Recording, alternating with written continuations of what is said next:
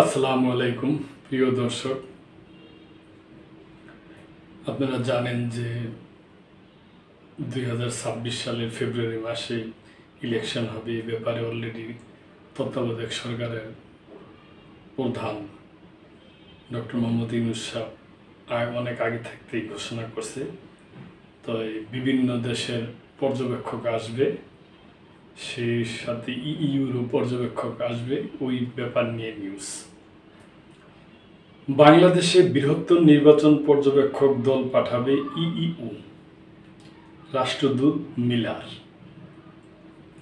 দেশে আগামী ফেব্রুয়ারির প্রথমার্ধে অনুষ্ঠিতব্য জাতীয় নির্বাচন পর্যবেক্ষণের জন্য একটি বৃহৎ প্রতিনিধি দল পাঠানোর পরিকল্পনা রয়েছে ইউরোপীয় ইউনিয়নের। 2008 সালের পর এটি হবে ইইউর প্রথম পূর্ণাঙ্গ নির্বাচন পর্যবেক্ষণ মিশন। মঙ্গলবার ঢাকায় রাষ্ট্রীয় অতিথি ভবন যমুনায় অন্তর্বর্তী সরকারের প্রধান উপদেষ্টা প্রফেসর মোহাম্মদ ইউনূসের সঙ্গে সাক্ষাৎকারে বাংলাদেশে নিযুক্ত ইইউর রাষ্ট্রদূত মাইকেল মিলার এ তথ্য জানান। রাষ্ট্রদূত মিলার বলেন, ইইউর নির্বাচন পর্যবেক্ষণ মিশনটি এখনও চূড়ান্ত অনুমোদনের অপেক্ষায় রয়েছে। এতে 150 থেকে 200 জন সদস্য থাকতে পারেন, যাদের মধ্যে কেউ কেউ ভোটের প্রায় 6 সপ্তাহ আগে এবং বাকিরা ভোটের 1 সপ্তাহ আগে বাংলাদেশে পৌঁছাবে।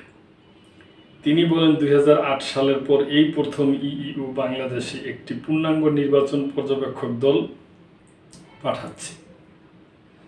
রাষ্ট্রদূত আরও জানান, ভোটের সময় স্থানীয় নির্বাচন পর্যবেক্ষক নিয়োগেও ইইউ সহায়তা করবে।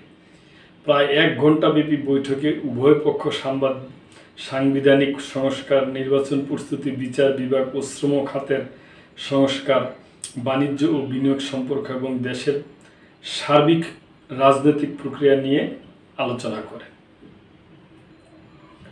প্রধান উপদেষ্টা জানান, বাংলাদেশের চট্টগ্রাম বন্দরের লালদিয়া টার্মিনালের উন্নয়ন ও পরিচালনায় বৈশ্বিক শিপিং কোম্পানি এপি মেলার মায়ার্সকের সঙ্গে একটি চুক্তি স্বাক্ষরের প্রস্তুতি চলছে।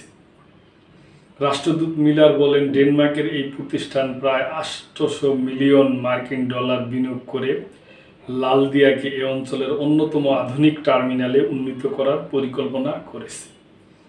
বৈঠকে নির্বাচনী পরিবেশ, প্রার্থীদের যোগ্যতা ও মানবাধিকার সুরক্ষা নিশ্চিত করার বিষয়ে আলোচনা হয়। তার প্রিয় দর্শক, আমরা আশাবাদী, আমরা চাই সুন্দর সুষ্ঠু একটা ভালো নির্বাচন হবে এবং যেই নির্বাচনে সবাই ভোট দিতে পারে এবং যার যার পছন্দের প্রার্থীকেই ভোট দিতে পারে।